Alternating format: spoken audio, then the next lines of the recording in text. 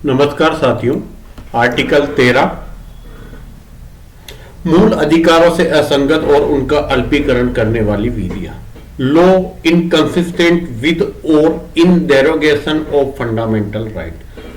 कोई ऐसी विधि जो या तो फंडामेंटल राइट से असंगत है, उसके बिल्कुल अलग बात कर रही है, या फंडामेंटल राइट्स को डेरोगेट करती है, अल्प करती है, छोटा करती है, उन राइट्स को छीनती है, कोई भाग उस राइट का कोई भी भाग छीन लेती, ऐसी विधियों के बारे में आर्टिकल 13 बनाया गया है।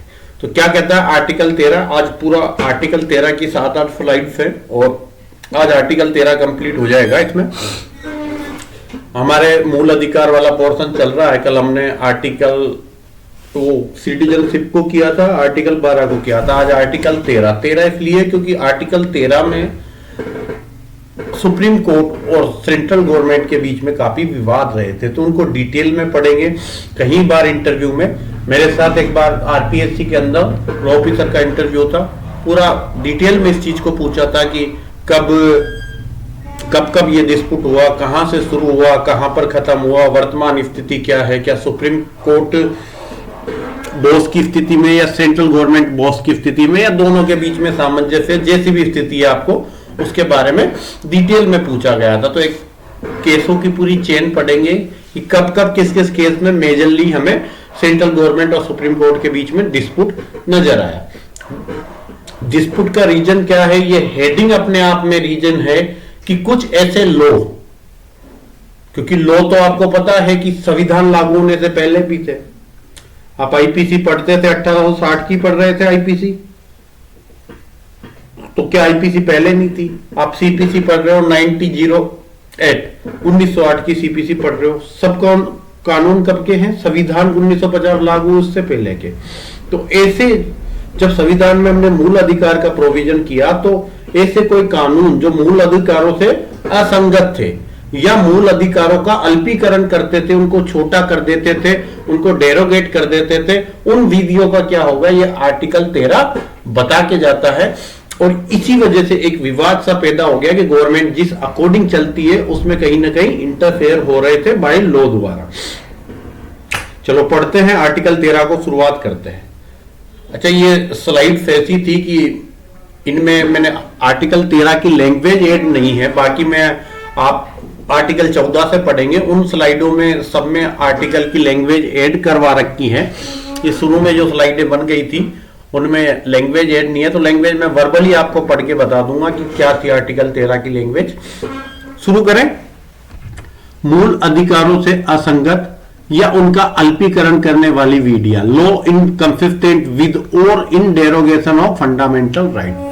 सबसे पहले आर्टिकल 13(1) की मैं लैंग्वेज पढ़ूंगा। आर्टिकल 13 का सब आर्टिकल 1, इस संविधान के प्रारंभ से ठीक पहले।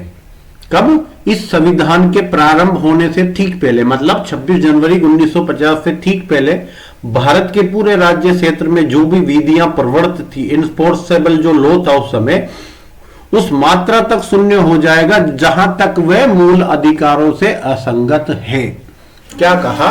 इस संविधान के लागू होने से पहले भारत के राज्य क्षेत्र में जो भी विधियां प्रवर्तित थी वो उस मात्रा तक शून्य हो जाएगी जहां तक वह मूल अधिकारों से असंगत है। क्या था ऐसा? कुछ लग रहा है आपको कि था? आप कोई भी ऐसा प्रोविजन जहां किसी राइट का हनन हो रहा था कानून के अंदर और वर्तमान में उसको मूल अधिकार के रूप में हमें राइट्स दे दिया, तो वो उससे अगर इनकंसिस्टेंट है तो उसको शून्य करार दे दिया गया, आच्छादित हो गया। कुछ को सुप्रीम कोर्ट ने डायरेक्टली बाय जजमेंट दिया। जैसे मैं एक बात करता हूं, आप पढ़ोगे आईपीसी की सेक्शन 303, वहां कहेगा कि ऐसा व्यक्ति जो आजीवन वो मृत्युदंड से दंडित है, ठीक है, 302 में पहले दंडित हो चुका है, जेल के अंदर है, और उसमें दंडित होते हुए फिर अपराध करता है, तो सेकंड वाले अपराध में उसको 100% मृत्युदंड दिया जाएगा। तो कोई भी ऐसा व्यक्ति जिसको मर्डर के चार्ज के लिए पनिश्ड कर दिया गया है और उसके बाद पनिश होने के बाद अगर वो वापस अगर मर्डर करता है, तो वहां उसके लिए ये नहीं है कि आप आजीवन कारावास दे दोगे, फिर उसको मृत्युदंड ही दिया जाएगा। तो कई बार ऐसी इन जनरल सिचुएशंस आती है जेल कि मान लो मैं किसी मर्डर के केस में अंदर हूं, जेल में हूं, और जेल के अंदर कुछ कैदियों के साथ मेरा झगड़ा हो जाता है, और उस झगड़े में ना चाहते हुए भी जानबूझकर एक कैदी मेरे हाथ में जो भी था उस पर आकर पड़ गया और मेरे हाथों से मर्डर उसका शो हो गया। तो मैंने मर्डर किया नहीं, इंटेंशनली मैंने मर्डर नहीं किया।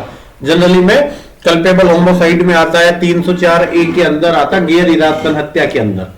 बट अब मुझे बाउंड कर दिया कि मैं पहले से मर्डर के केस में अंदर चल रहा था और वापस मैंने अगर मर्डर किया है तो अब मुझे 100% मृत्यु दंड ही दिया जाएगा, उसके अलावा नहीं दिया जाएगा। ये मित्तू सिंह वर्सेस पंजाब राज्य के जजमेंट में इस सेक्शन को अनकॉन्स्टिट्यूशनल कह दिया।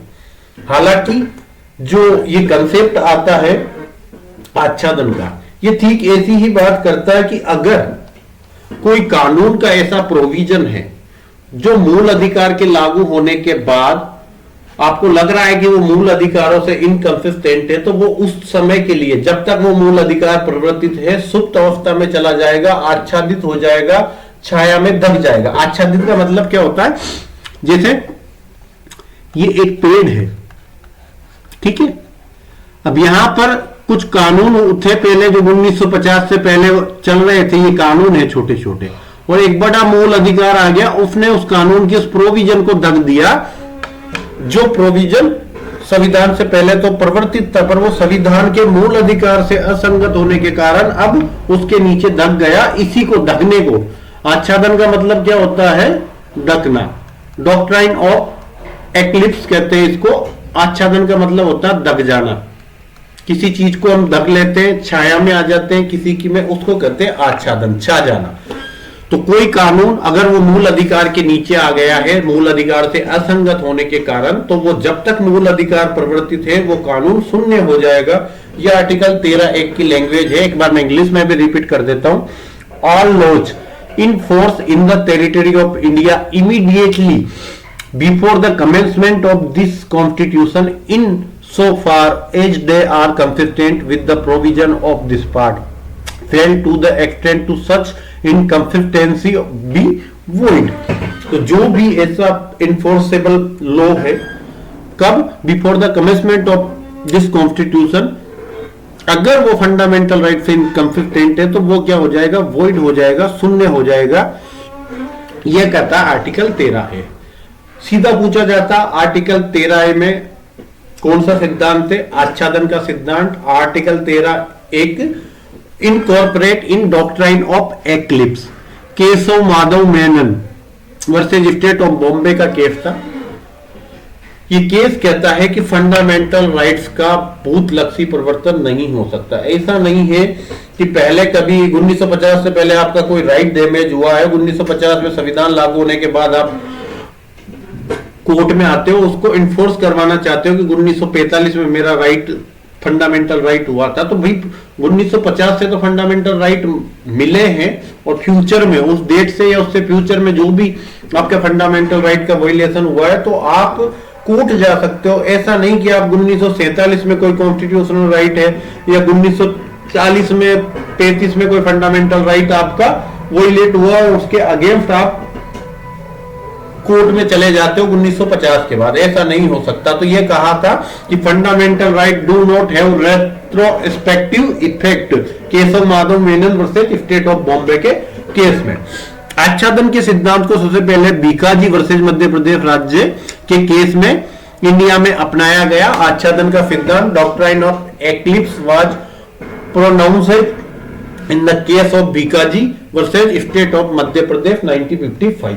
बीकाजी वर्सेस मध्य प्रदेश राज्य का केस सबसे लीडिंग केस रहा है डॉक्ट्राइन ऑफ एक्लिप्स पर, आच्छादन के सिद्धांत पर।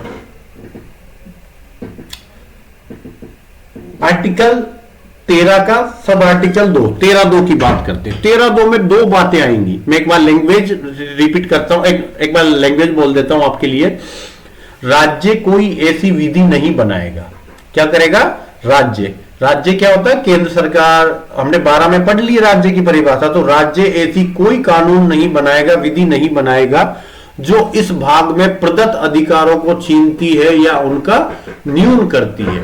ये जो पहली लाइन है जो मैंने बोली है कि state shall not make any law which takes away or abridge the right conferred by this part।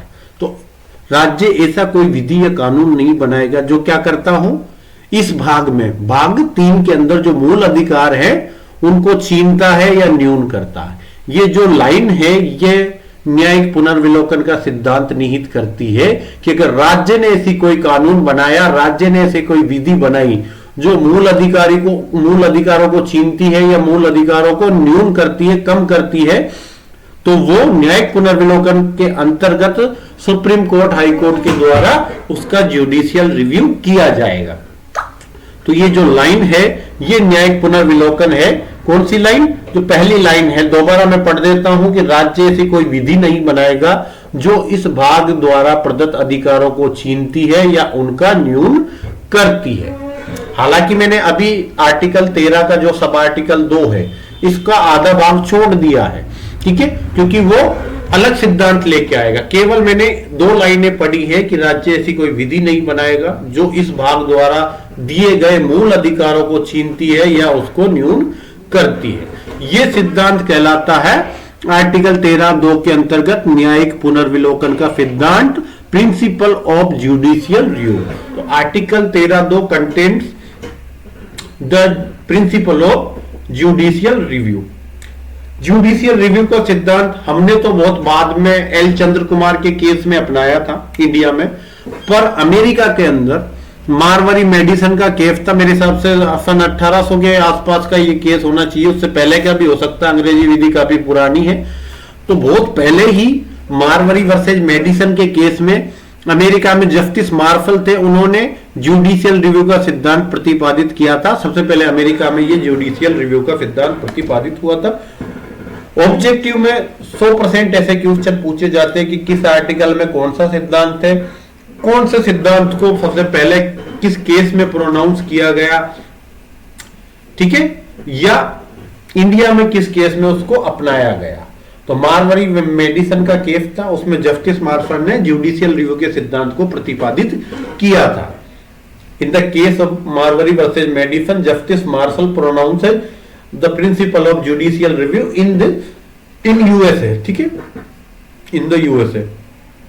India में सबसे पहले L Chandra Kumar versus union of India, L Chandra Kumar versus Bharat संघ के केस में कहा कि सुप्रीम कोर्ट को अनुच्छेद 32 के अंतर्गत संवैधानिक उपचारों का अधिकार है, जो आर्टिकल 32 में, तो सुप्रीम कोर्ट को आर्टिकल 32 में और हाई कोर्ट को आर्टिकल 226 में प्रदत्त न्यायिक पुनर्विलोकन की शक्ति संविधान का आधारभूत ढांचा है, जिसे अनुच्छेद 368 में संशोधन करके समाप्त नहीं किया जा सकता।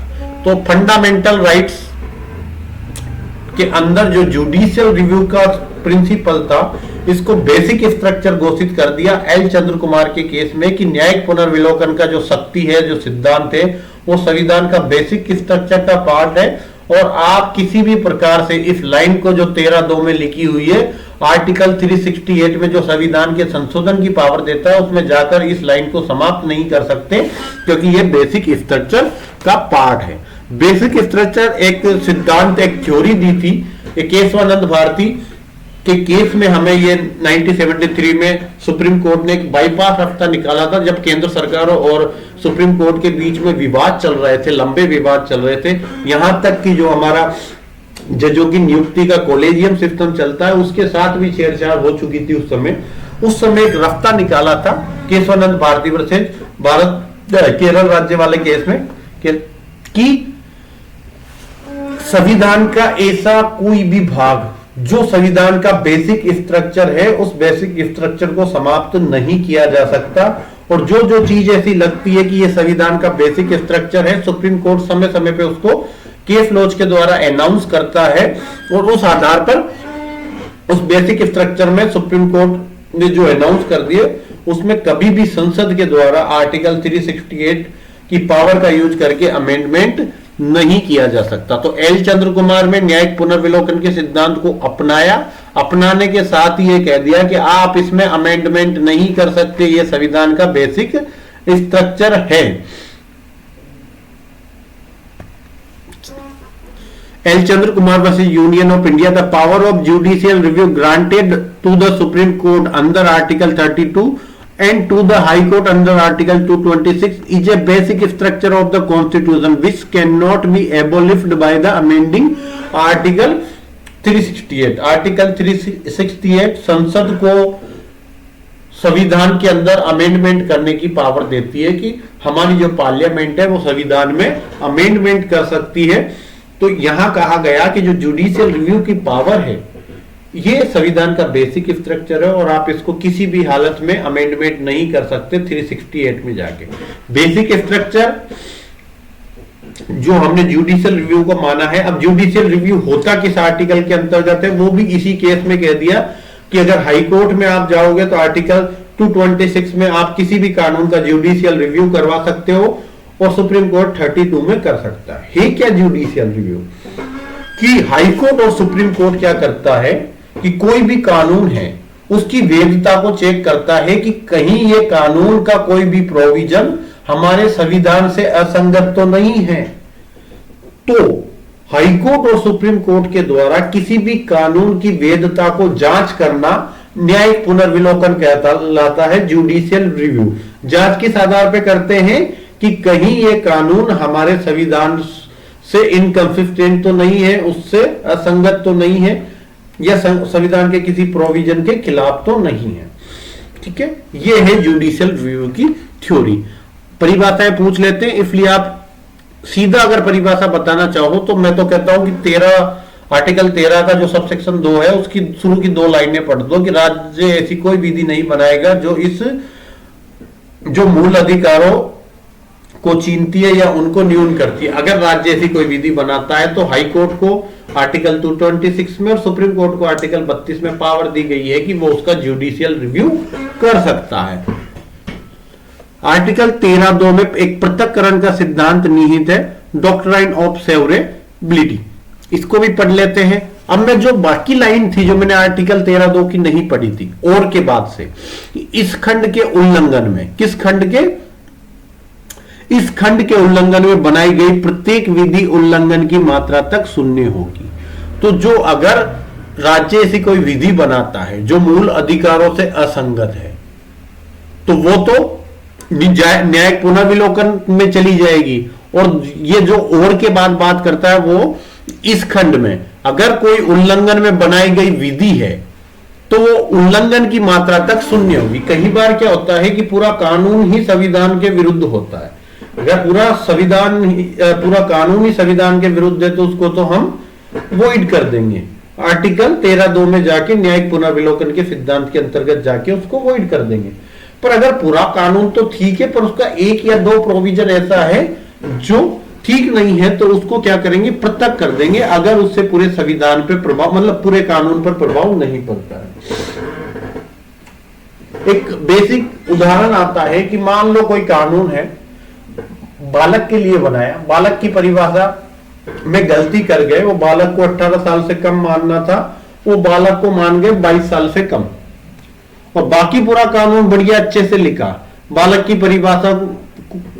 पर बालक की परिभाषा जब उन्होंने अलग लिख दी तो वो पूरे कानून को प्रभावित कर रही है। उस बालक की परिभाषा को हम अलग नहीं कर सकते संविधान से। पर यही ऐसा होता कि पूरा कानून तो ओके है पर उसका कोई एक सेक्शन है वो इनकंसिस्टेंट है। जैसे नीचे जो ये केस है आप पढ़ोगे की हो तो कोलोहाल वर्सेस जाचिलू, ये केस है। ये केस बता रहा है कि 10वीं अनुसूची दल बदल एंटी डिफेक्शन लॉ से संबंधित है। उसका पैरा 7 है, केवल उसको असंवैधानिक घोषित किया, बाकी पूरी 10वीं अनुसूची को वैध रख दिया। तो 10वीं अनुसूची तो वैध रह गई, उसका पैरा 7 क्या कर दिया, अवैध घोषित कर दिया, असंवैधानिक घोषित कर दिया। 10वीं अनुसूची एंटी डिफेक्शन लॉ दल बदल कानून से संबंधित है।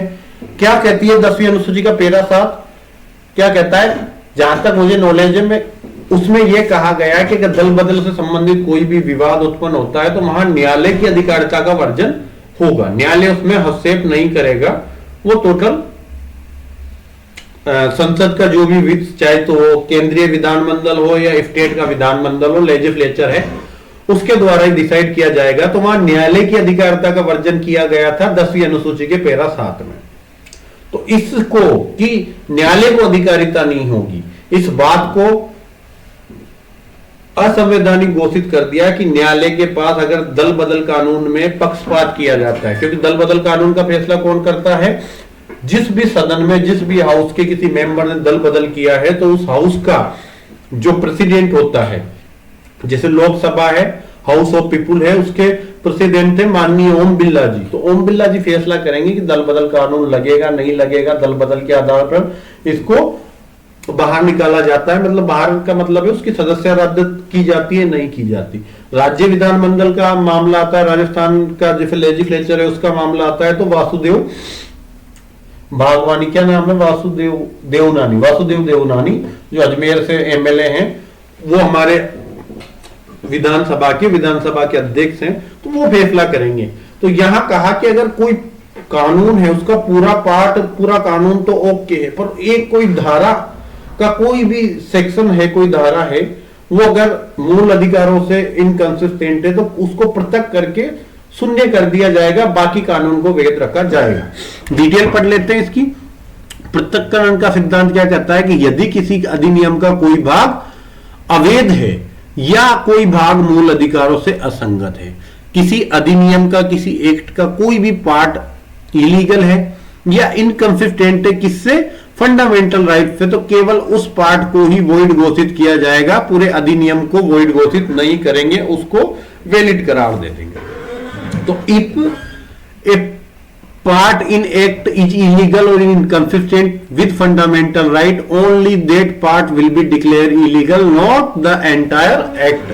ठीक है, only that part will be declare illegal, not the entire act. पूरे एक्ट को नहीं करेंगे, केवल उस पार्ट को ही इलीगल घोषित कर देंगे। 1951 में पहला केस आया था FN बलसारा वर्सेस बंबई राज्य का। इसमें मुंबई मद्य निषेध अधिनियम, दारू को जो प्रोहिबिट करने वाला कानून था, उसके उपबंधों को असंवैधानिक घोषित कर दिया गया था, कुछ उपबंधों को, और बाकी अधिनियम को वैध बनाए रखा था।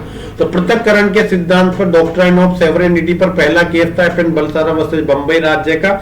इसमें the provision of Bambai prohibition act 1949 were declared unconstitutional and the rest act was kept valid। मध्य और आना था या बॉम्बे वाइन प्रोहिबिशन एक्ट, मद्य निषेध अधिनियम। ठीक है, केशवानंद भारती वर्सेज केरल राज्य का केस। इस केस में कहा गया था कि विधिक संप्रभुता भारतीय संविधान में निवास करती है, न कि हम भारत के लोगों में।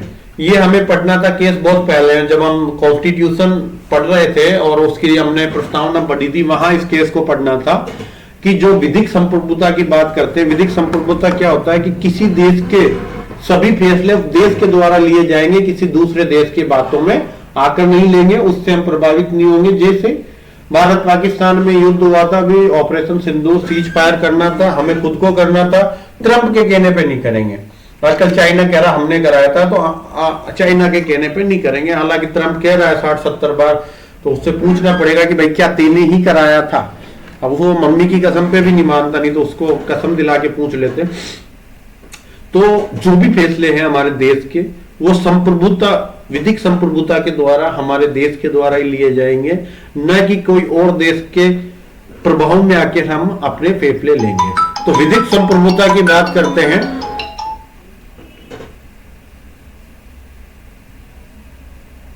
तो विधिक संप्रभुता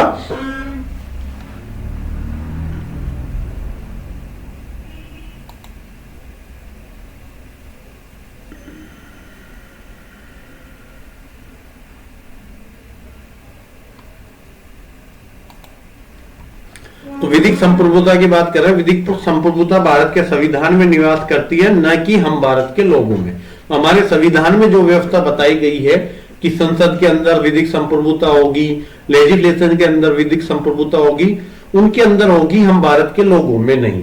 हालांकि इनडायरेक्टली देखो तो हम भारत के लोगों के पास ही विधिक संप्रभुता होती है, पर क्या है आजकल हमें भी एक दिशा में ले जाया जाता है, सोशल मीडिया के द्वारा एक विचारधारा विशेष हमारे ऊपर थोप दी जाती है, और हम प्रभावित होकर हमारे वोटों को मैनिपुलेट किया जाता है। जैसे आप ये बिहार में देख रहे थे कि चुनाव से 2 दिन पहले 10-10 हजार रुपए खातों में डाल दिए, वोट ले लिए।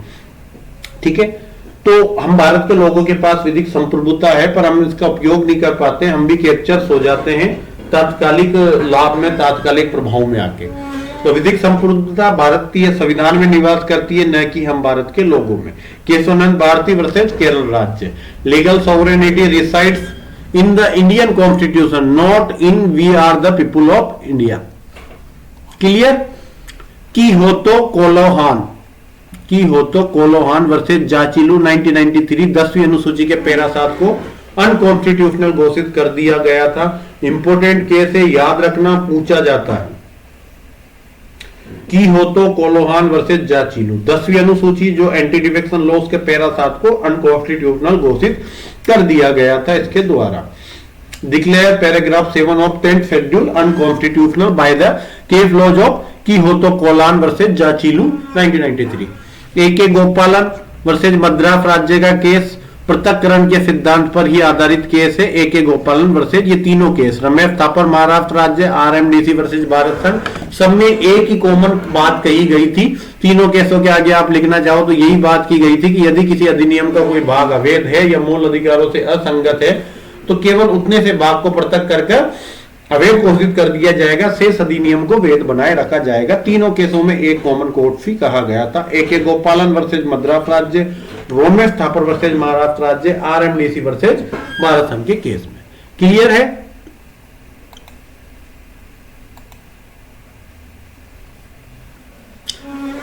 आर्टिकल 13, पूरा आर्टिकल 13 की बात करें तो इसमें एक सिद्धांत निहित है। उस सिद्धांत को कहते हैं अधित्याग या अधित्यजन का सिद्धांत, डॉक्ट्राइन ऑफ वेबर कहा जाता है। Article 13 content in doctrine of weber. क्या होता है डॉक्ट्राइन ऑफ वेबर? कि हम मूल अधिकारों को त्याग नहीं सकते। हमारी इच्छा से हम ये नहीं कह सकते कि ये मूल अधिकार हम त्याग रहे हैं और उस मूल अधिकार को त्यागने के पश्चात हमारा किसी भी प्रकार का शोषण हो। क्योंकि कल हम जब मूल अधिकार की परिभाषा पढ़ रहे थे वहां लिख रहा था कि किसी व्यक्ति का बौद्धिक, नैतिक और आध्यात्मिक विकास के लिए फंडामेंटल राइट मस्ट है, जरूरी है, अनिवार्य है। तो ऐसा होगा।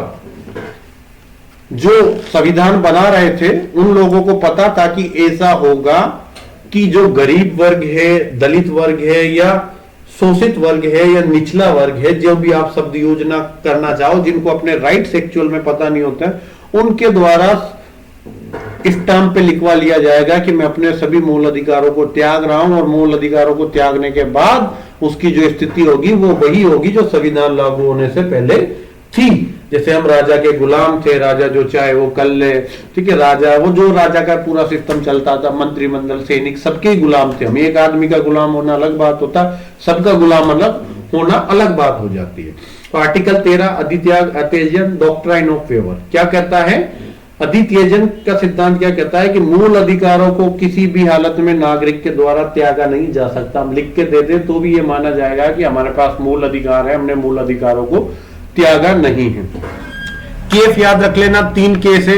बसेसर नाथ वर्सेस इनकम टैक्स कमिश्नर 1959 का कि नागरिक के द्वारा मूल अधिकारों का त्याग नहीं किया जा सकता। Fundamental right can not be waived by a citizen. दूसरा केस बहराम खुर्शीद वर्सेस बंबई राज्य, बहराम खुर्शीद बनाम बंबई राज्य 1955 का केस है। इसमें भी यही कहा गया था कि नागरिकों के द्वारा मूल अधिकारों का त्याग नहीं किया जा सकता।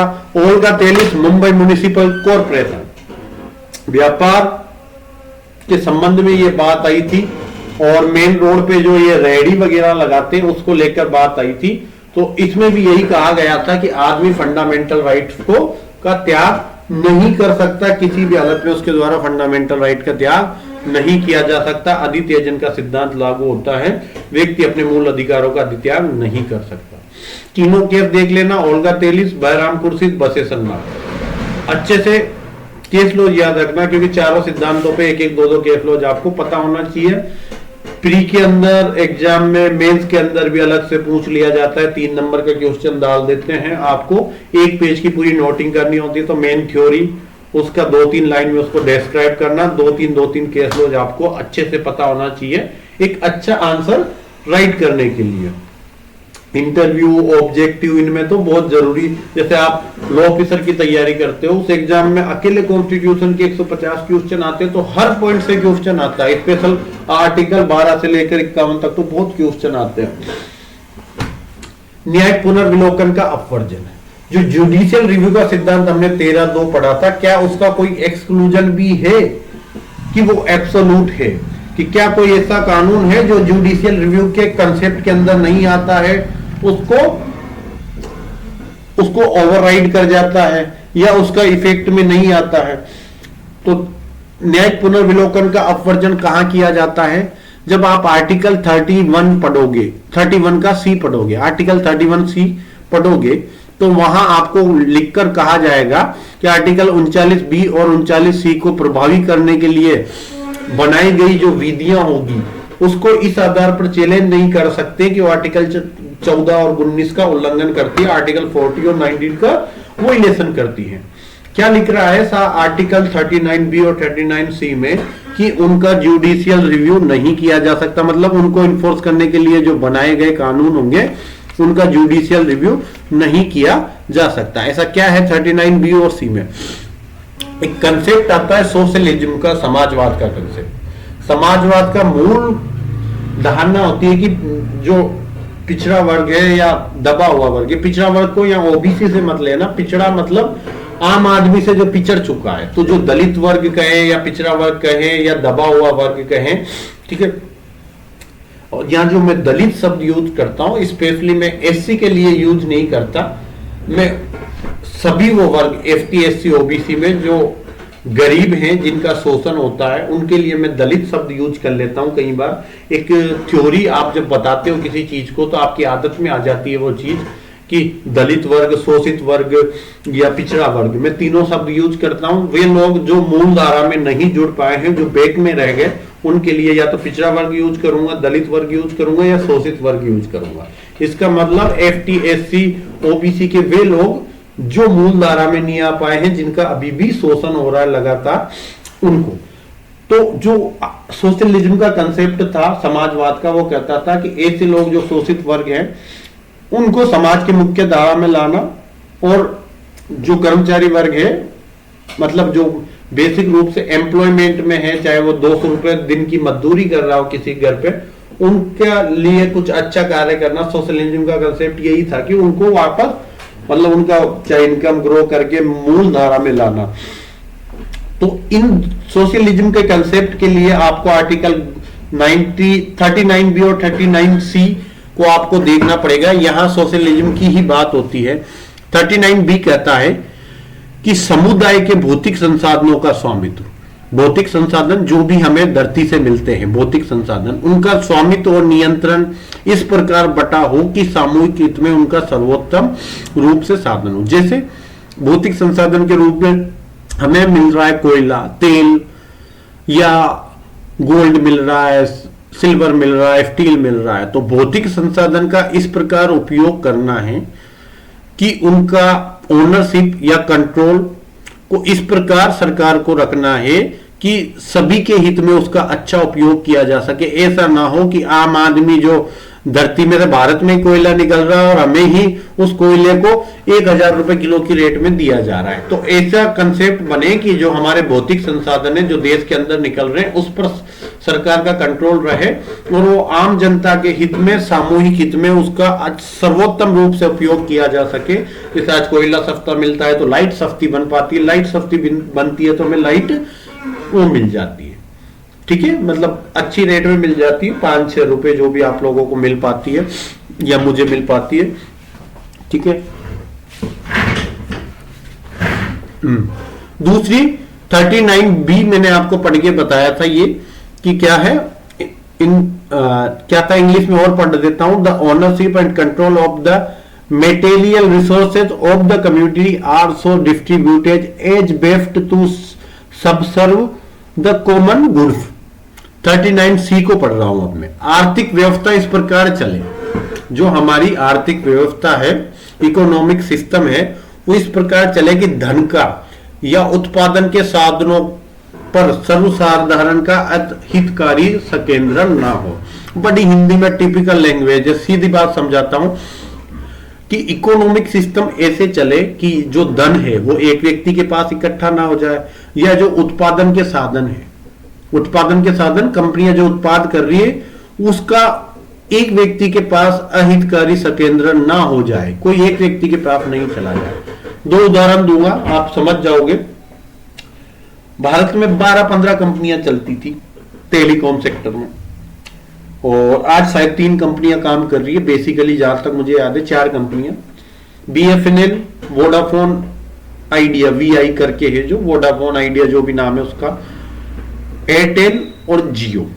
जियो एयरटेल लीडिंग कंपनियां हैं, 40-45 करोड़ इनके पास सिमें हैं, सब्सक्राइबर्स हैं, मतलब वो इतने लोग हैं इनके पास।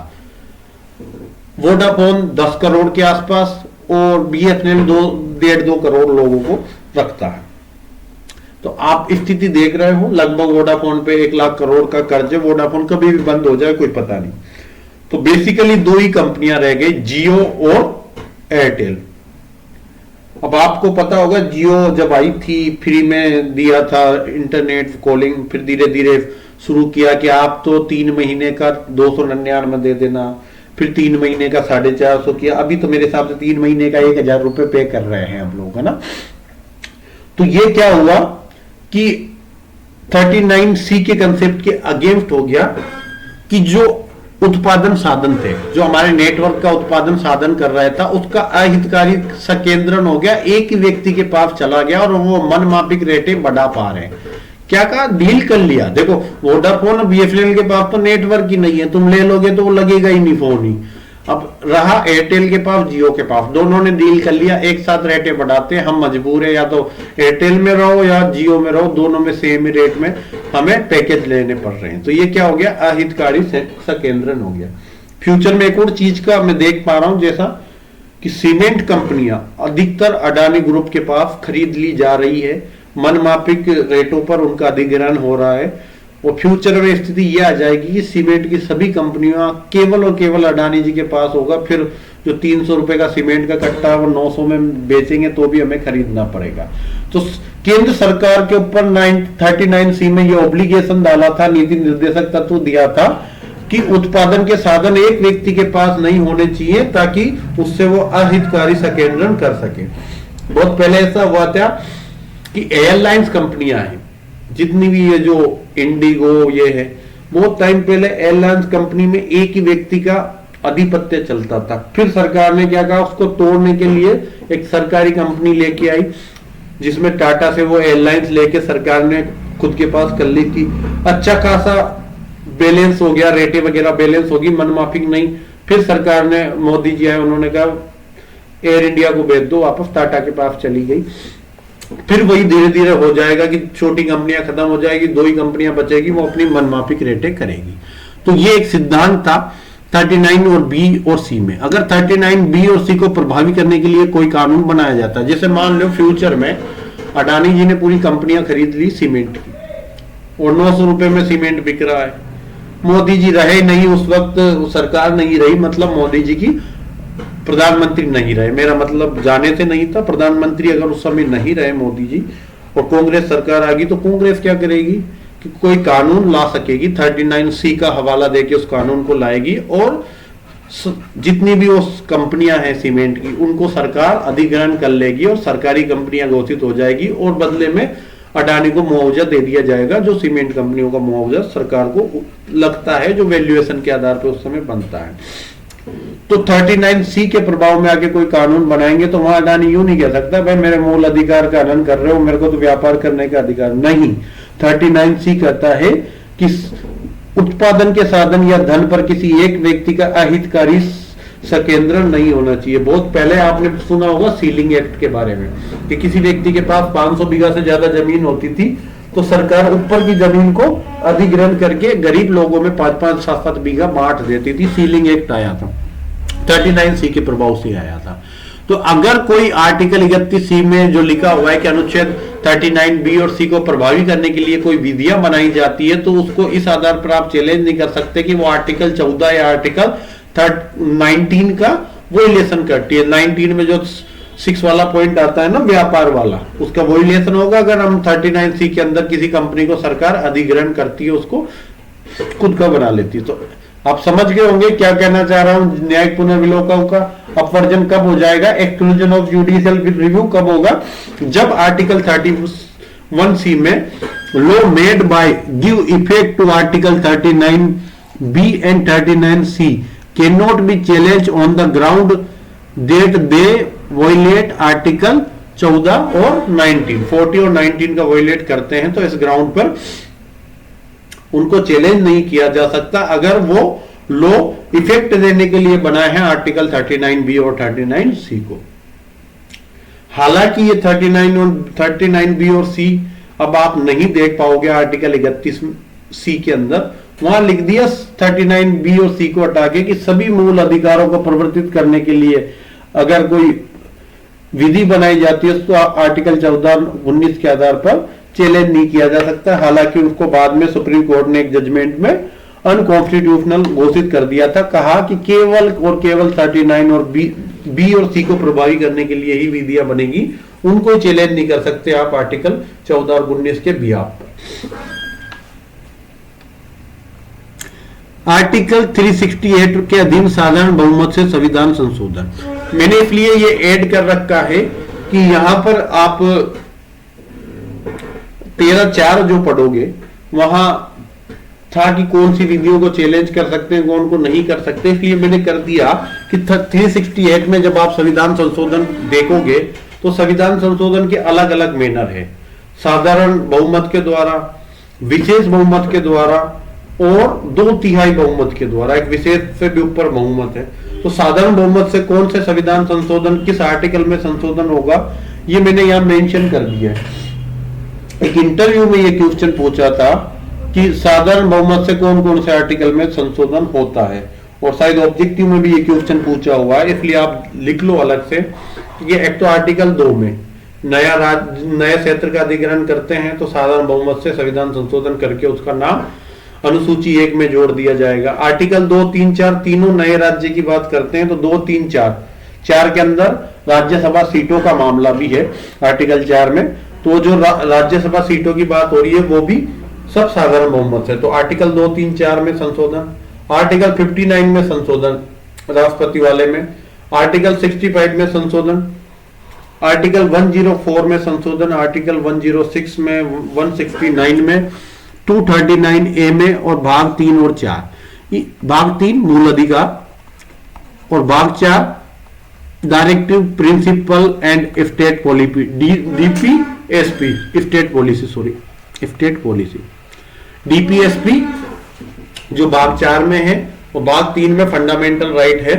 इन सब में संशोधन करा जा सकता है साधारण बहुमत के द्वारा। याद कर लेना लिस्ट को, 2, 3, 4, 59, 65, 104, 106, 169, 239A और पार्ट 3 पार्ट 4 में अमेंडमेंट कैसे होगा, सिंपल मेजोरिटी के साथ किया जा सकता है। ये कहीं भी आपको संविधान में लिखा हुआ नहीं मिलेगा, कि अलग से लिस्ट नहीं मिलेगी, फिर आपको पढ़ना पड़ेगा कि कहां साधारण बहुमत से लिखा हुआ है कहां नहीं, इसलिए मैंने एक साथ इनको कंक्लूड कर दिया। विशेष बहुमत के द्वारा संशोधन, विशेष बहुमत के संशोधन आप पढ़ लेना, आर्टिकल 368 में लिखा हुआ है, आर्टिकल 6, 7, 8, 13, 14, 15, आर्टिकल 16, 22, 23, 24, 25, 28, 30, 31, 32, आर्टिकल 268 और आर्टिकल 368, इन सब में संविधान संशोधन होगा जो वो साधारण बहुमत स्पेशल मेजोरिटी के साथ किया जा सकता है। इसको आप आर्टिकल 368 में भी पढ़ लोगे, वहां भी ये लिस्ट आपको मिल जाएगी। अब आर्टिकल 13(4), अच्छा मैंने 13(3) को नहीं पढ़ा था, 13(3) सिंपल है, आपको एक बार लैंग्वेज रिपीट कर देता हूं। आर्टिकल 13(3) क्या करता है, आर्टिकल 13(3) कहता है कि जब तक इस संदर्भ में अन्यथा अपेक्षित ना हो, विधि शब्द के अंतर्गत भारत के राज्य क्षेत्र में विधि का बल रखने वाला कोई भी ऑर्डिनेंस हो, कोई भी ऑर्डर हो, कोई भी उपविधि हो, नियम हो, विनियम हो, अधिसूचना हो, रूढ़ी हो, प्रथा हो, तो कोई भी ordinance, order, bylaw, rule, regulation, notification, custom and usages having in the territory of India the force of law. अगर कोई भी ऐसा रूल है, कोई ऑर्डिनेंस है, बाय लॉज है, जो क्या रखता है, फोर्स रखता है लॉ का, विधि का बल रखता है, विधि का प्रभाव रखता है, तो वो विधि शब्द के अंतर्गत आएगा इस भाग में। और इस अनुच्छेद में विधि शब्द की परिभाषा इस आर्टिकल 13 के रिगार्डिंग दी गई है। 13B में प्रवर्त विधि की बात करता है। इन्फोर्सेबल लॉ क्या होगा, तो भारत के राज्य क्षेत्र में किसी विधानमंडल या सक्षम प्राधिकारी द्वारा संविधान के प्रारंभ होने से पहले या उसके बाद बनाया गया कोई भी कानून जो या तो इस संविधान के लागू होने से पहले निरसित नहीं कर दिया गया, वो सारे अभी अगर प्रभाव में हैं तो उसको लॉ इन्फोर्स बोला जाएगा, प्रवर्त विधि बोला जाएगा। आर्टिकल 13(4) की बात करते हैं। आर्टिकल 13(4) बात करेगा कि इस अनुच्छेद की कोई भी बात, आर्टिकल 13 की कोई भी बात 368 के अधीन किए गए संविधान के किसी संशोधन को लागू नहीं होगी। कि जो आर्टिकल 13(1), 13(2), 13(3) में जो बात लिखी गई है, वो आर्टिकल 368 में जो संविधान संशोधन होगा उस पर लागू नहीं होगी। ये जो बात लिखी थी, इस बात का ये प्रभाव है कि जो हमने ऊपर कह दिया, आच्छादन का सिद्धांत, न्यायिक पुनर्विलोकन का सिद्धांत, पृथक्करण का सिद्धांत या अधित्यजन का सिद्धांत, अगर आर्टिकल 368 में जाके संशोधन किया जाता है तो उस संशोधन से इन सिद्धांतों का कोई प्रभाव नहीं रहेगा। उन संशोधन के द्वारा जो भी चेंज किया जाएगा उन पर ये चारों सिद्धांत लागू नहीं होंगे। ये आर्टिकल 13(4) बात करता है। क्या बात करता है, दोबारा रिकॉल कर देता हूं कि nothing in this article shall apply to any amendment to this constitution made under article 368। कि इस अनुच्छेद की कोई भी बात आर्टिकल 368 के अधीन किए गए संविधान संशोधन पर लागू नहीं होगी। तो यहां सारी बात जो तीनों आर्टिकल 13, 1, 2, 3 में कही थी, उन पर धूल डाल दी, उसको कीचड़ में डाल दिए। ये बात लिखकर 24वें संविधान संशोधन से ये बात जोड़ी गई 24 कॉन्स्टिट्यूशनल अमेंडमेंट से, कि इस अनुच्छेद की कोई बात 368 में विधि शब्द की, जो 368 में संशोधन किया जाएगा, वो इस संविधान पर, इस खंड की किसी बात पर विधि शब्द पर लागू नहीं होगा। कुल मिला के बात यह है कि सरकार ने 13(4) जोड़ के, संसद ने 13(4) जोड़ के, केंद्र सरकार ने पूरी मिट्टी पलेट कर दी। आर्टिकल 13 में जो सिद्धांत सबसे मेन था न्यायिक पुनर्विलोकन, क्योंकि न्यायिक पुनर्विलोकन एक ऐसा सिद्धांत था जो संसद के हर कानून को रिव्यू करके उसकी धज्जी उड़ा सकता था, उसको वॉइड कर सकता था, और उसको 13(4) के द्वारा शून्य कर दिया गया कि नहीं भैया, 13(4) हमने जोड़ दिया, 368 में जो संशोधन होंगे वो इस आर्टिकल की किसी बात पर लागू नहीं होंगे। ठीक है। और जो ये 13(4) जोड़ा गया 24वें संविधान संशोधन के द्वारा, उसको शंकरी प्रसाद वर्सेज भारत संघ का केस में 1951 में, या सज्जन सिंह वर्सेज राजस्थान राज्य 1965, दोनों केसों में सेम ही बात की गई थी कि आर्टिकल 368 में कोई संशोधन किया जाता है, आर्टिकल 368 के अधीन कोई संशोधन किया जाता है तो वो भाग 3 में संशोधन करके उनको मूल अधिकारों को वापस ले सकते हैं। तो आर्टिकल 368 के में जो संशोधन होगा उसको आर्टिकल 13(4) में विधि नहीं मानेंगे, और आर्टिकल 368 के द्वारा संशोधन करके भाग 3 में जो मूल अधिकार दिए गए उनको वापस लिया जा सकता है। ऐसा सुप्रीम कोर्ट ने एक्सेप्ट किया था शंकरी प्रसाद वर्सेज यूनियन ऑफ इंडिया के केस में, और सज्जन सिंह वर्सेज भारत राजस्थान राज्य के केस में ये चीजें एक्सेप्ट कर ली थी कि भैया तुम्हारा जो 13(4) जोड़ा है वो बिल्कुल ठीक है, 368 में जो भी संशोधन होंगे उसके द्वारा मूल अधिकारों को वापस ले लो, उसको हम विधि शब्द के अंतर्गत नहीं मानेंगे और उनका हम जुडिशियल रिव्यू नहीं करेंगे। तो 368 के संशोधन विधि शब्द के अंतर्गत नहीं आएंगे, और विधि शब्द के अंतर्गत नहीं आएंगे तो हम उनका जुडिशियल रिव्यू नहीं कर सकते, सेपरेशन नहीं कर सकते, ठीक है, या उनका डॉक्ट्राइन ऑफ एक्लिप्स में नहीं ले सकते उसको। पढ़ ले एक बार इसकी लैंग्वेज। अनुच्छेद 368 के अधीन पारित संशोधन भाग 3 आर्टिकल 368 के अधीन पारित संशोधन द्वारा भाग 3 में संशोधन करके मूल अधिकारों को वापस लिया जा सकता है।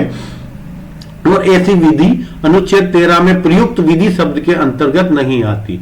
जो हम आर्टिकल 13 में 13(1) में पढ़ रहे थे कि ऐसी कोई विधि नहीं बनाएगा, ऐसी कोई विधि नहीं बनाएगा राज्य, तो इसने कह दिया कि 368 में अगर संविधान संशोधन करके मूल अधिकारों को वापस लेते हैं तो आर्टिकल 13 में प्रयुक्त विधि शब्द के अंतर्गत नहीं आएगा ऐसा संविधान संशोधन, और उसका जुडिशियल रिव्यू या आपको सेपरेशन करना या डॉक्ट्राइन ऑफ एक्लिप्स में उसको सुनने करना वो नहीं कर सकते।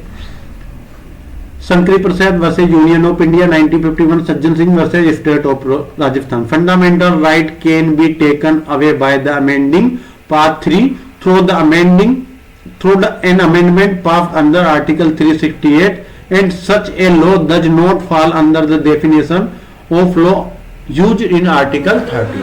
Fundamental right can be taken away by amending Part 3 through an amendment passed under Article 368. Such a law does not fall under the definition of law used in Article 30.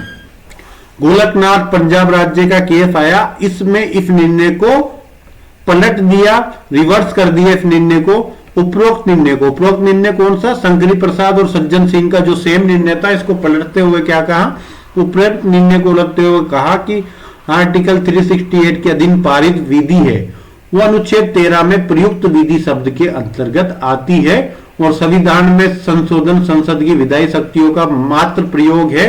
इसका मतलब यह नहीं है कि संसद संविधान में मनमाफिक संशोधन करके और अब जो चाहेगी मूल अधिकारों को वापस ले लेगी, छीन लेगी, ऐसा नहीं कर सकती। तो जो 13(4) जोड़ के केंद्र सरकार ने बढ़त हासिल की थी और उस बढ़त पर शंकरी प्रसाद के केस में या सज्जन सिंह के केस में सुप्रीम कोर्ट ने मोहर भी लगा दी थी कि भाई आप ठीक कह रहे हो, उसको 1967 में गोलकनाथ वर्सेज पंजाब राज्य के केस में पलट दिया और संसद ने कहा नहीं, सुप्रीम कोर्ट ने कहा कि नहीं, संसद केवल आर्टिकल 368 में जो पावर दी है वो विधायी शक्ति का प्रयोग है कि संसद में कोई कमी है तो आप उसमें अमेंडमेंट कर सकते हो।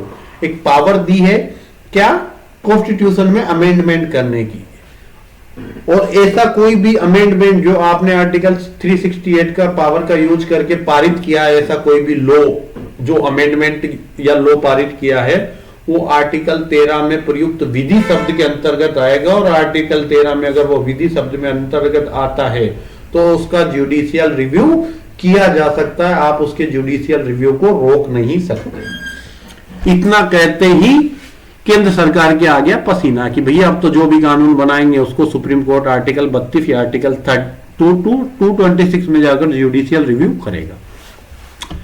फिर अब क्योंकि संसद तो सर्वशक्तिमान है भाई, कि सैलरी तो हम ही दे रहे हैं ना, केंद्र सरकार क्या कहेगी, माननीय है Supreme court, high court, chief justice, आप लोगों को सैलरी हम दे रहे हैं, आप लोगों को अपॉइंट हम कर रहे हैं, राष्ट्रपति अपॉइंट करता है, राष्ट्रपति also part of parliament, parliament के अंदर राष्ट्रपति, house of people, house of state, Rajya Sabha, Lok Sabha और राष्ट्रपति मिलकर आते हैं।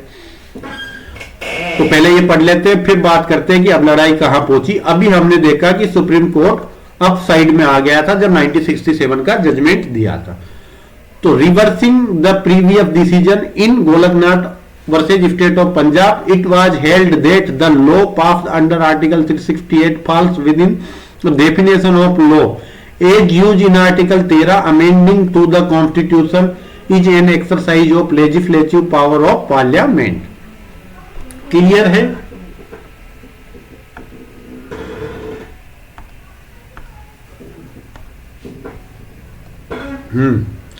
आर्टिकल 24वें संविधान संशोधन से आर्टिकल 13(4) जोड़कर उपरोक्त निर्णय के प्रभाव को समाप्त कर दिया गया। एक मिनट, ये गलत लिखने में आ गया।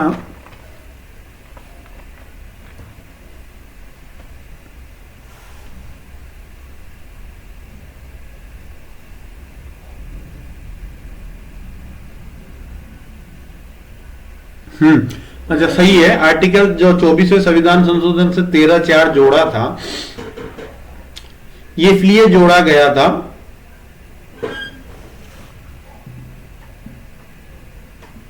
कि इसको केंद्र सरकार ने जोड़ा था ताकि गोलकनाथ के जो जजमेंट है उसको हटाया जा सके, उसके प्रभाव को खत्म किया जा सके। और लिख दिया, साफ साफ ही लिख दिया संविधान में कि कोई बात अनुच्छेद 368 के अधीन किए गए संविधान के किसी भी संशोधन पर लागू नहीं होगी। किसकी? इस अनुच्छेद की, अनुच्छेद 13 की कोई भी बात 368 के अधीन जो संविधान संशोधन किया जाएगा उसको लागू नहीं होगी। तो 24वें संविधान संशोधन के द्वारा जो आर्टिकल 13(4) जोड़ा गया था, उसमें उसके द्वारा गोलकनाथ के जजमेंट को अप्रभावी किया गया था, उसके निर्णय को समाप्त किया गया था। क्योंकि गोलकनाथ में कह दिया था कि भाई आप 368 में कोई भी विधि बना लो, वो आर्टिकल 13(4) के अंतर्गत विधि सब, आर्टिकल 13(3) के अंतर्गत विधि शब्द के अंतर्गत आएगी और विधि शब्द के अंतर्गत आएगी तो हम उसका जुडिशियल रिव्यू कर सकते हैं।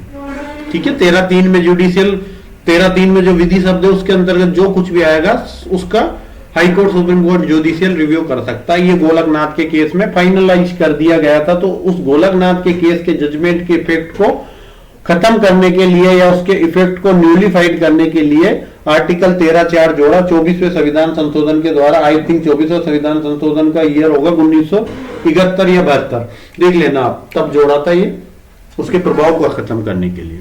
तो the effect of above judgement, above judgement का मतलब गोलकनाथ वर्सेज पंजाब राज्य के जजमेंट को, के इफेक्ट को। The effect of Golaknath and Punjab राज्य judgment was nullified by the 24 constitutional amendment which added article 13(4). ऑटो संकरवाद के नाम से एक बार ऑब्जेक्टिव में क्वेश्चन पूछा गया था, किस वाद को ऑटो संकरवाद कहते हैं? आर राजगोपाल वर्सेज तमिलनाडु के केस को ऑटो संकरवाद कहा जाता है। ये कहीं केस आप देख रहे होंगे कि उस सेक्शन से प्रॉपर रिलेवेंट नहीं है, जैसे ऑटो संकरवाद यहां नहीं आना चाहिए था, इसकी अलग जगह होती है, मिसलेनियस वाद में आना चाहिए था। पर ये स्लाइड्स एक्चुअल में मेरे को टाइम नहीं मिल पाता, मैं अपने नोट्स देखकर या चीजें देखकर कि भाई इनको के आधार पर स्लाइड बनवाता हूं, किसी को पे कर कि स्लाइड बना दो ताकि मैं क्लास पढ़ा दूं, और उनको पता नहीं होता, जैसे मैंने कोई बात किसी नोट्स पे ऊपर लिख रखी है तो वो उसको वही उसी पेज पे कहीं भी बीच में डाल देते हैं। तो आप अपने अकॉर्डिंग इनको एडजस्ट कर लेना। जैसे ये मिसलेनियस केस है कि ऑटो संकरवाद किस केस को कहा जाता है? आर राजगोपाल वर्सेज तमिलनाडु राज्य के केस को ऑटो संकरवाद कहा जाता है, ऑटो संकर केस। केशवानंद भारती वर्सेज केरल राज्य भारत के इतिहास का सबसे बड़ा केस लॉ, तो मोस्ट लीडिंग केस लॉ जो इंडिया के हिस्ट्री का, आज तक इससे बड़ा कोई केस हुआ नहीं है।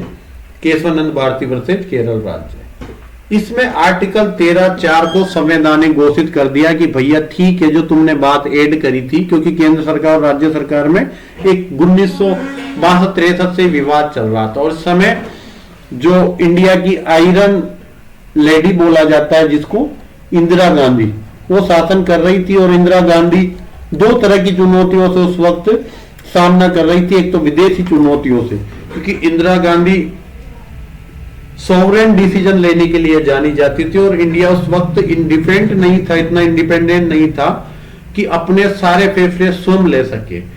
जो देश उनको कर्जा देते थे या जो देश उनको सैन्य सहायता देते थे या देश जो प्रभावी थे जैसे अमेरिका थे, उनके अंडर में आके डिसीजन करना पड़ता था उनके प्रभाव में। पर इंदिरा गांधी का नेचर नहीं था कि वो किसी देश की सुनकर डिसीजन करे। इंदिरा गांधी सॉवरेन डिसीजन करती थी।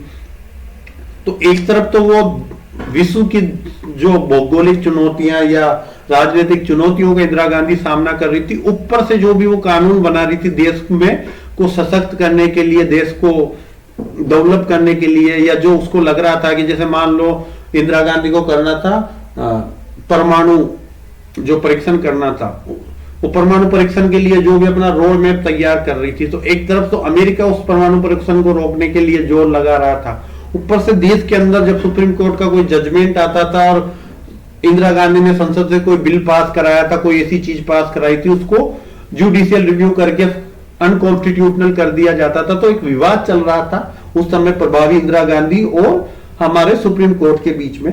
तो यहाँ केशवानंद भारती के केस में सुप्रीम कोर्ट ने एक बीच का रास्ता अपनाया कि भैया ये विवाद जो 1965 से चल रहा है, उससे पहले से ही चल रहा था, 1963 से जब से इंदिरा गांधी थी, इसको हम विराम देते हैं और विराम देते हुए क्या कहा कि भैया आर्टिकल 13(4) को हम कॉन्स्टिट्यूशनल घोषित करते हैं। जो आपने बात आर्टिकल 13(4) में जोड़ी है कि इस अनुच्छेद की कोई भी बात 368 के अधीन किए गए संशोधन को लागू नहीं होगी, ये कॉन्स्टिट्यूशनल है, बट आप ऐसा कोई भी संशोधन नहीं कर सकते। क्या कहा? बट कहा कि ऐसा कोई आप संशोधन नहीं कर सकते जो संविधान के आधारभूत ढांचे को ही समाप्त कर देता है। तो यहां से एक कंसेप्ट आया बेसिक स्ट्रक्चर का, आधारभूत ढांचा, और ये कहीं लिखा नहीं है कि बेसिक स्ट्रक्चर क्या है। तो सुप्रीम कोर्ट ने कहा कि 13(4) ओके है, पर हम एक सिद्धांत दे रहे हैं कि जो भी संविधान का बेसिक स्ट्रक्चर है उसको आप समाप्त नहीं कर सकते, उस बेसिक स्ट्रक्चर को नष्ट नहीं कर सकते। बेसिक स्ट्रक्चर क्या है? केंद्र सरकार ने पूछा कि हम समय समय पे बता देंगे। जहां लगेगा कि केंद्र सरकार हावी हो रही है, मनमाफी डिसीजन कर रही है, वहां वहां नई चीज लाके उसको बेसिक स्ट्रक्चर घोषित करके हम अपना सेफ जोन निकाल लेंगे। तो सुप्रीम कोर्ट ने संविधान को बचाने के लिए एक रास्ता अपना लिया कि आधारभूत ढांचे का सिद्धांत। इसी दौरान 1971 में पहली बार जो कॉलेजियम में एक सिस्टम होता था कि सबसे सीनियर सुप्रीम कोर्ट जज होता था, उसको सीजीआई बनाया जाता था। यहां पहली बार इंदिरा गांधी ने उस नियम को तोड़ के जो तीसरा या चौथे नंबर की सीनियरिटी हासिल करते थे उनको सुप्रीम कोर्ट जज बनाया। क्यों? क्योंकि वो चाहती थी कि सुप्रीम कोर्ट में भी अपना ही प्रभाव हो। आजकल भी ऐसी स्थिति चल रही है कि सुप्रीम कोर्ट में एक विशेष विचारधारा के लोगों को सेट किया जाता है, बिठाया जाता है, ताकि वो फ्यूचर में आने वाले संकट में सरकार के पक्ष में डिसीजन दे सके। केशवानंद भारती, स्टेट ऑफ केरल का case. Article 13(4) was declared constitutional, but it was stated that no amendment could be made that would destroy the basic structure of constitution। फिर इस निर्णय में भी थोड़ी कठिनाई आ गई कि यार ये बेसिक स्ट्रक्चर का क्या कंसेप्ट है, इनकी मर्जी आ रही है उसको बेसिक स्ट्रक्चर घोषित कर देते हैं। तो इस जो केशवानंद भारती के बेसिक स्ट्रक्चर वाला कंसेप्ट था, इसकी कठिनाई को दूर करने के लिए फिर केंद्र सरकार ने एक नई प्लानिंग लेके आई। इंदिरा गांधी जब इमरजेंसी लग रही थी 42वां संविधान संशोधन करके आर्टिकल 368 में खंड 4 और 5 जोड़ दिए और 4 और 5 में क्या लिख दिया कि संसद की संविधान में संशोधन करने की सर्वोच्च शक्ति है। ये तो 368(4) में लिखा, और 368(5) में क्या लिख दिया कि ऐसा कोई भी संशोधन है जो संसद के द्वारा इस आर्टिकल 368 के अंतर्गत किया जाता है तो उसको किसी भी न्यायालय में प्रसंगत नहीं किया जाता। तो क्या कहा सिर्फ 368(4) में कि संसद को संविधान में संशोधन करने की सर्वोच्च शक्ति है, वो मनमाफिक संशोधन संविधान में कर सकती है, और ऐसे किसी भी संशोधन को किसी भी न्यायालय में चैलेंज नहीं किया जा सकता, प्रसंगत नहीं किया जा सकता। तो इन्होंने जो बेसिक स्ट्रक्चर का सिद्धांत वाला जो बाधा आई थी, उस बाधा को दूर करने के लिए इंदिरा गांधी 42वां अमेंडमेंट लेके आई और 368 में 4 और 5 जोड़ के कह दिया। क्या कहा? To overcome the difficulty of this decision 42 constitutional amendment was added clause 4 and 5 in article 368 clarified that parliament has supreme power to amend the constitution and that such as amendment cannot be questioned in any court।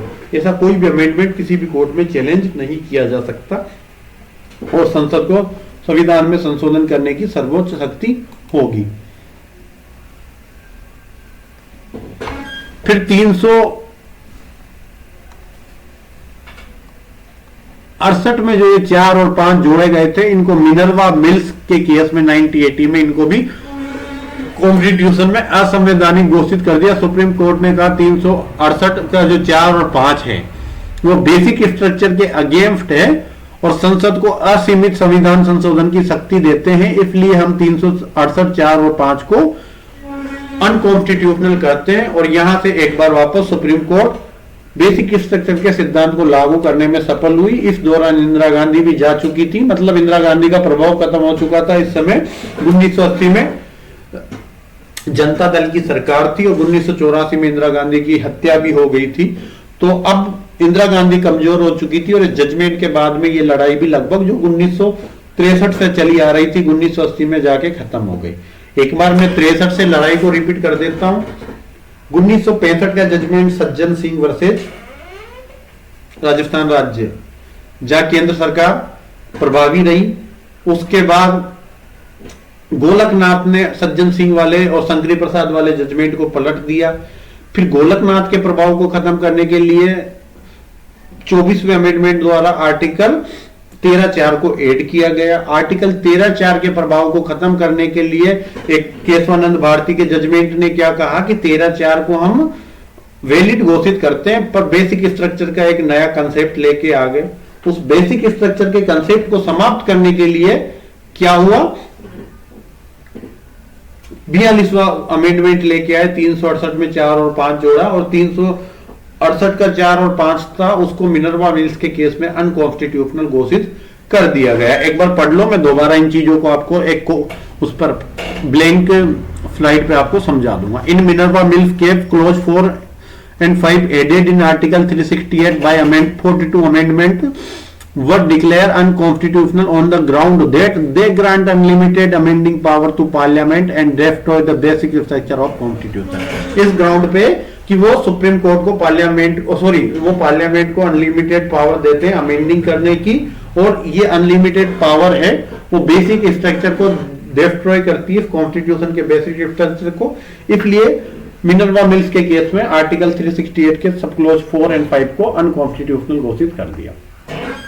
पश्चिम बंगाल राज्य बनाम पश्चिम बंगाल राज्य protection of democratic right समिति, इस case में भाग 3 के मूल अधिकार को नैसर्गिक अधिकार माना और उन्हें किसी भी संविधान संशोधन द्वारा समाप्त नहीं किया जा सकता, ये कहा गया। किसमें? पश्चिम बंगाल और पश्चिम बंगाल बनाम पश्चिम बंगाल राज्य प्रोटेक्शन ऑफ डेमोक्रेटिक राइट समिति।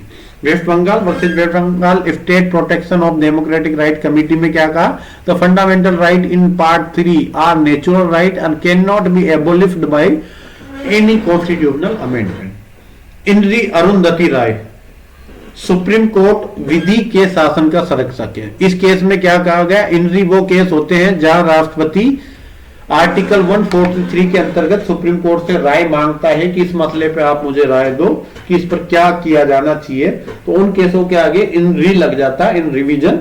ठीक है, तो इनरी अरुंधति राय के केस में क्या कहा गया कि सुप्रीम कोर्ट है वो विधि के शासन का, रूल ऑफ लॉ का संरक्षक है और संविधान का संरक्षक भी सुप्रीम कोर्ट ही माना जाता है।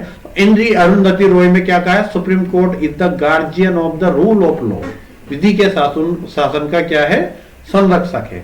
आर के दालमिया भारत संघ का केस, ये गलत आ गया यहां पे, फिर भी आप नोट कर लेना कि आर्टिकल 14 वर्गीकरण की आज्ञा तो देता है, वर्ग विभेद का प्रतिषेध करता है। बाद में पढ़ेंगे इस लाइन को कि क्या होता है वर्गीकरण और क्या होता है वर्ग विभेद। ठीक है, वर्गीकरण तो आप देख ही रहे हो, एसटी, एससी, ओबीसी वगैरह, पर ओबीसी में भी आप फर्क नहीं कर सकते, एफटी में आप फर्क नहीं कर सकते कि एफटी में ये ऊपर का एफटी या नीचे का एफटी, नहीं, ये वर्ग विभेद की श्रेणी में आता है। तो आर के दालमिया भारत संघ का केस देखेंगे, आर्टिकल 14 पे है, यहाँ गलत आ गया है ये। लास्ट स्लाइड, और आप यकीन मान के चलें कि इसमें जो ये क्वेश्चन लिखा हुआ है, जिस दिन भी ये पूछेंगे, बहुत एक शानदार क्वेश्चन होगा मेंस के अंदर, किसी भी मेंस एग्जाम में, और बड़ा मजा आएगा कि क्या आच्छादन का सिद्धांत संविधान उत्तर विधियों पर लागू होता है, संविधान के बाद की विधियों पर आच्छादन का सिद्धांत लागू होता है। तो आच्छादन के सिद्धांत की परिभाषा कहां थी? 13(1) में। क्या परिभाषा थी? परिभाषा कहती थी कि संविधान के प्रारंभ से ठीक पहले भारत के अंदर जो भी प्रवर्त विधियां हैं वो उस मात्रा तक शून्य हो जाएंगी जिस मात्रा तक वो संविधान के मूल अधिकारों से असंगत है। तो वो तो पहले ही कह के आया आच्छादन का सिद्धांत की संविधान से पहले की विधियां होगी जो संविधान से असंगत होगी वो शून्य हो जाएंगी। तो फिर ये शब्द क्यों आया कि क्या आच्छादन का सिद्धांत संविधान के बाद की विधियों पर भी लागू होता है? इसलिए आया कि कहीं ऐसे कानून जो बनाए जाते हैं, कानून बनाने वाले हम ही लोग हैं और हम भी मानव है, गलतियां हमसे हो जाती है। हमने कोई ऐसी चीज बना दी जो मूल अधिकारों से असंगत है और उसको पास भी कर दिया, राज्य ने पास कर दिया, लागू हो गया राज्य में। बाद में पता लगा ये तो मूल अधिकारों से असंगत था, तो क्या वहां आच्छादन का सिद्धांत लागू होगा? तो संविधान के बाद जो बनी विधि है उस पर भी क्या आच्छादन का सिद्धांत लागू होगा। केस था सगीर अहमद वर्सेज यूपी राज्य, यहां बनाम लिख लेना भैया, सगीर अहमद बनाम यूपी राज्य। और एक केस था दीपचंद बनाम उत्तर प्रदेश राज्य। दोनों में क्या कहा गया था कि आच्छादन का सिद्धांत संविधान के बाद की विधियों पर संविधान उत्तर, ये दो शब्द से बना है, ये संविधान और प्लस उत्तर दोनों के संधि होने से संविधानोत्तर बना, ए प्लस उ ओ। याद होगा संधि का कौन सा रूल है, गुण संधि। तो सगीर अहमद वर्सेज यूपी राज्य, दीपचंद वर्सेज यूपी राज्य, दोनों में कहा कि आच्छादन का सिद्धांत संविधान उत्तर विधियों पर लागू नहीं होगा। The doctrine of eclipse does not apply post constitutional law, किस केस में कहा, Sagir Ahmad versus state of UP, Deepchand versus state of UP में। पर गुजरात राज्य वर्सेज अंबिका मिल्स के केस में कहा कि संविधानोत्तर विधियों पर आच्छादन का सिद्धांत लागू होता है। तो गुजरात राज्य अंबिका मिल्स के केस में संविधान के बाद की विधियों पर आच्छादन का सिद्धांत को लागू कर दिया गया। एक बाद में और जजमेंट आया था, उसमें फिर कंफर्म कर दिया, दुलारे रोहत वर्सेज थर्ड एडिशनल जज कानपुर, दुलारे लोध वर्सेज थर्ड एडिशनल जज कानपुर में कहा कि आच्छादन का सिद्धांत संविधान उत्तर विधियों पर भी लागू होता है। ठीक है, ये क्वेश्चन है 3 नंबर का पूछा जाता है मेंस में, आप इसको तैयार कर लेना बिल्कुल। ठीक है, पहले आच्छादन के सिद्धांत को डिस्क्राइब करके चारों केस लॉज लिख दो, एक पेज का 3 नंबर का आंसर लिखना होता है, इतना सफिशिएंट है। ठीक है, क्योंकि मैं बहुत डिटेल लैंग्वेज नहीं पढ़ाऊंगा, सीधी बात आपको लैंग्वेज समझा दे रहा हूं उतनी देर, क्योंकि उस लंबी लैंग्वेज को लिखूंगा फिर उसको पढ़ूंगा उसको समझाऊंगा, उसमें समय जाया करने के बजाय है कि पॉइंटली आपको लिख दिया और समझाऊं ज्यादा, बोलूं ज्यादा ताकि आपके कानों तक वो बात पहुंचे। जो एक लाइन है उसको 4 लाइनों में समझाऊंगा तो आपको समझ में आएगी। लिखने से कुछ नहीं होगा, ज्यादा लिख दूंगा उसका ये प्रभाव होगा कि हम एक्स्ट्रा स्लाइड पे समय दे रहे हैं, पहले उसको पढ़ूंगा फिर उसको समझाऊंगा तो समय खराब होगा। ठीक है, मैं एक बार डिस्प्यूट वाला मैटर आपको बता देता हूं कि क्या चला था। पहले केस आया था संक्रीप प्रसाद का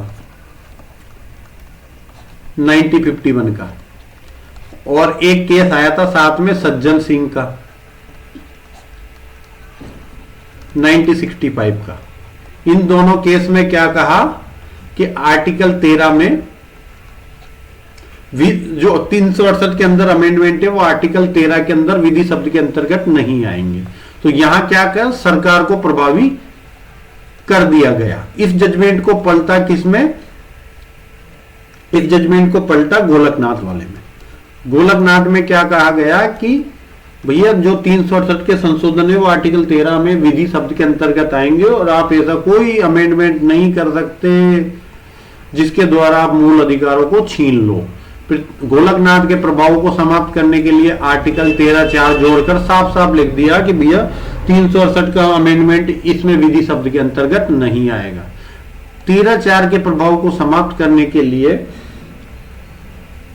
एक जजमेंट आया, उस जजमेंट को हम केशवानंद भारती का जजमेंट कहते हैं। 13 जजों की बेंच ने यह जजमेंट दिया था केशवानंद भारती का।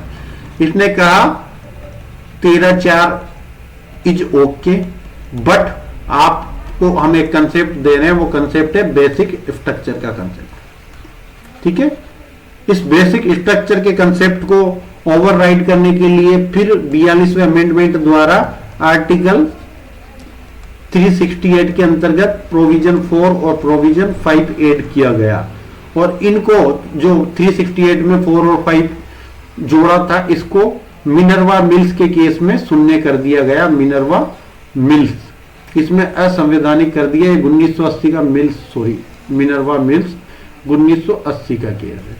ठीक है, मिनर्वा मिल्स का आज भी कई लोग जो आटा खरीद के खाते हैं वो खाते होंगे, चेक करना कौन सा ब्रांड है मिनर्वा मिल्स जिसको बनाता है। ठीक है, आज के लिए इतना ही, थैंक यू। वापस मिलते हैं कल क्लास में, आर्टिकल 14 से लेकर 18 तक कल की क्लास में हम फिनिश कर देंगे। Thank you, bye.